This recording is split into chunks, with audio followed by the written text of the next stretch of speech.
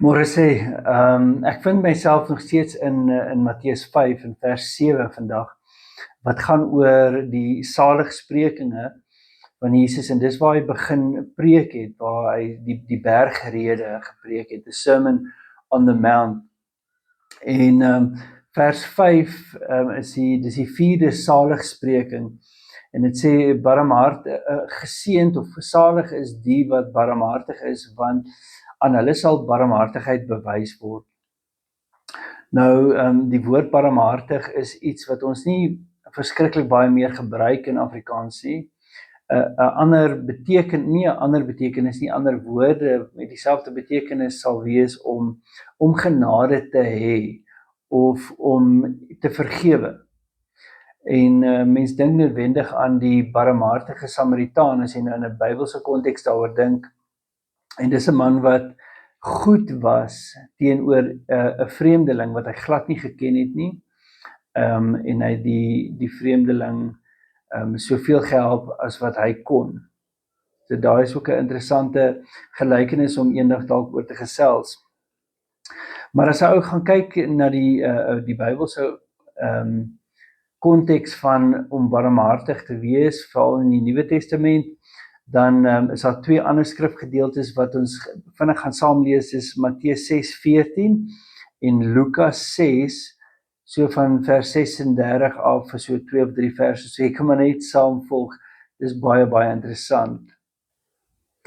So Matteus 6 vers 14 sê, want as julle die mense hulle oortredinge vergewe, sal julle hemelse Vader julle ook vergewe. En dan gaan ek gou na Lukas 6:37 toe. So ek lees sommer hierso van vers 36. Jesus is aan die woord en hy sê, wees dan barmhartig, soos julle Vader ook barmhartig is, en dan verduidelik hy wat barmhartigheid beteken in hierdie konteks. Hy sê, julle moenie oordeel nie, dan sal julle nie geoordeel word nie. Julle moenie veroordeel nie, dan sal julle nooit veroordeel word nie. Spreek vry en julle sal vrygespreek word. Dit is dan nou baie interessant dat Jesus verduidelik wat hy bedoel by barmhartigheid, om te oordeel en te veroordeel. En daar's 'n verskil om iemand te oordeel en te veroordeel. Nou, ons moet versigtig wees, want daar's meer konteks in die Bybel oor oordeel, want daar is 'n plek waar Jesus sê, ons moet oordeel hê. Jy moet oordeel hê oor sekere goeders. En jy moet kan oordeel wat is goed en wat is sleg. En dis belangrik vir ons as Christene.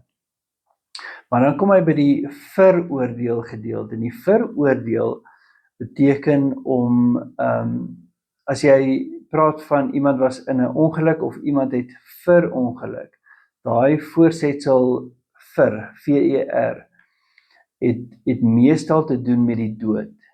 So Jesus sê, moenie veroordeel nie, moenie iemand tot die dood veroordeel nie, of tot die dood bestraf nie, veral met jou woorde en natuurlik met jou aksies, maar die manier wat God gaan veroordeel op die ou einde is met die ewige straf. En so is met baie, baie versigtig wees. En ongelukkig is daar is 'n groep mense in die Christendom vandag wat hou daarvan om te veroordeel. Hulle hou daarvan om mense se sondes teen hulle te hou, en hulle vergeet baie gerieflik dat hulle ook sondes het. Ek het al baie te doen gehad daarmee, ongelukkig.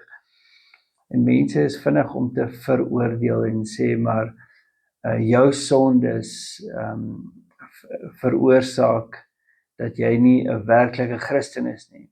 Dat jou sondes kan nie vergewe word nie, en so aan. So ek het al eerstehandse ervaring gehad daarmee, ongelukkig.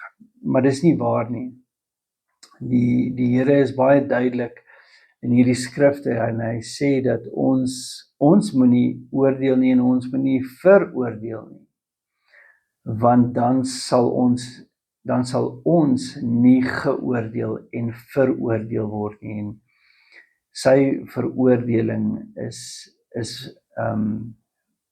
grootliks wat 'n mens nie wil hê nie, veral met die groot veroordeling.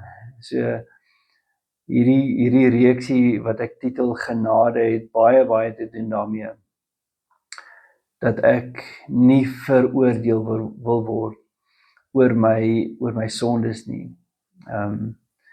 En oor sondes kan ons eendag ook 'n bietjie gesels. Maar in elk geval, weet dit dat die Here jou wil vryspreek. Hy wil jou vergewe, maar hy wil ook hê dat jy ander mense vryspreek en vergewe. So moeilik as wat dit soms is. Ek weet. Jy moet 'n wonderlike dag hê en 'n geseënde dag. En ek hoop dat jy baat vind by die skrif wat sê dat soos jy ander vergewe, soos hulle vergewe word. Moenie daai las van onvergifnis in jou dra en saam met jou sleep nie. Dit maak net vir jou moeg. Ek's lief vir julle. Bye.